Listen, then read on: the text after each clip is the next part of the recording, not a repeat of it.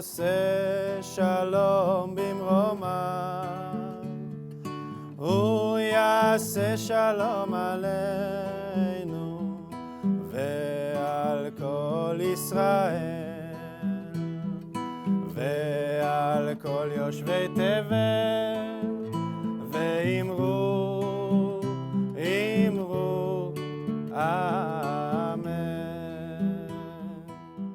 You were initiating this project, one can say. What were your expectations before we came here? And judging from now, can you say how they realized, or were your expectations met? I know that many of the members in the UEM, the churches have experiences with Islam, and one focus of one of the last assemblies of the United Evangelical Mission in Indonesia, which is a Muslim country, was how can we confess our faith in connection to other religions. And I wanted to bring some of the experiences of the Church of Rhineland into the UEM because we have a strong connection to Jews. And I can say at this point that it was an overwhelming experience which we had together in the UEM family. What was the meeting or the encounter that touched you most from those we had?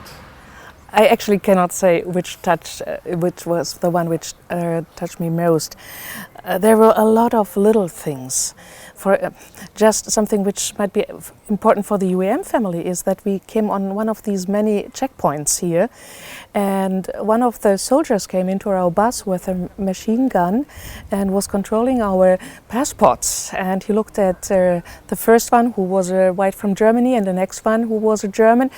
And then he came to a third one, who was an African, and he said, "Oh, I have my passport in the suitcase." And he said, "Oh yes, I believe you." And another African said, "This is the very, very first time in my life that I experienced that the white is controlled and the black is not controlled," and gave me some ideas how they feel.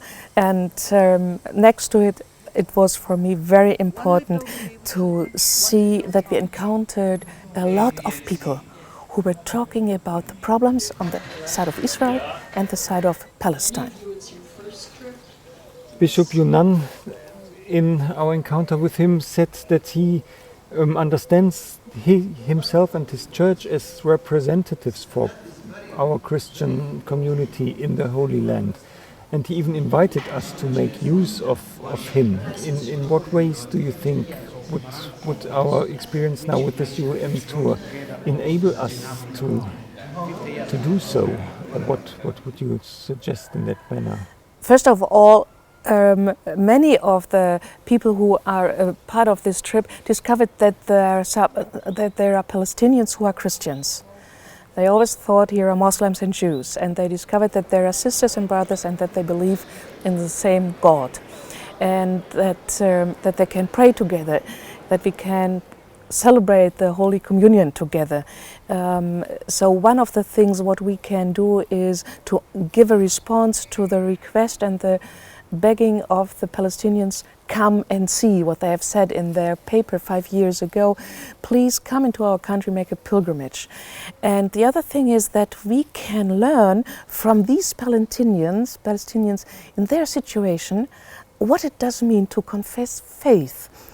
And one of the sentences I remember from Imad in Ramallah was that he said, "I was born in a situation and I cannot change a lot of the situation, but I can make a choice how I react in this situation." And Johanna Catanaccio, a Palestinian from Israel, said this morning almost the same.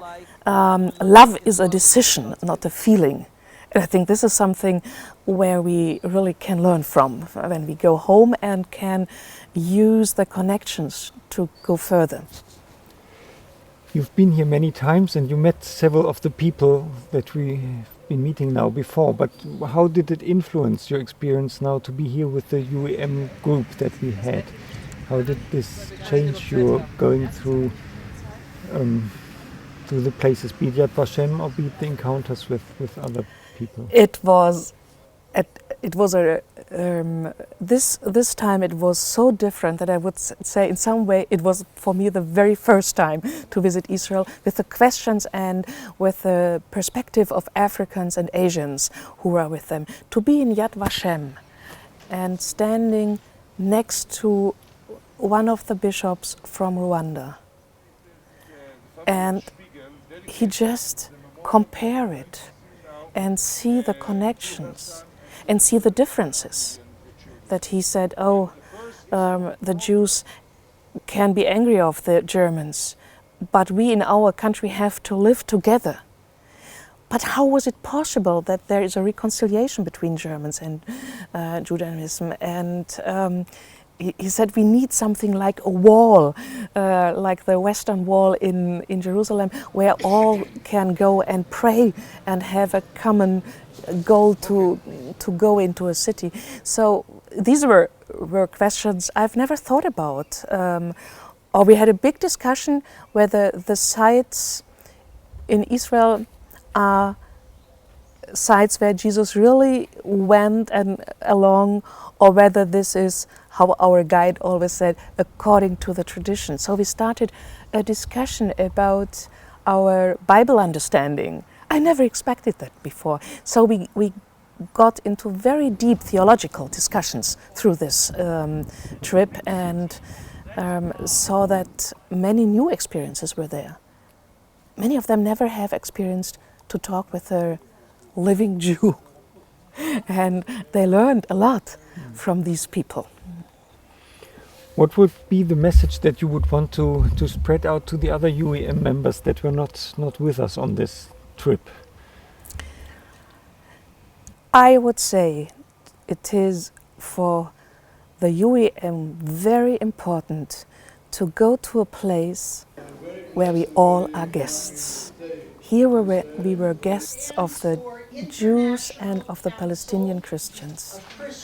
And so we all were learners, and we had teachers. And that is a strong message for the UEM, that we can learn together from others. A next message is that I would say we in our UEM experience can learn from this trip, because we went almost every day from one side to the other side.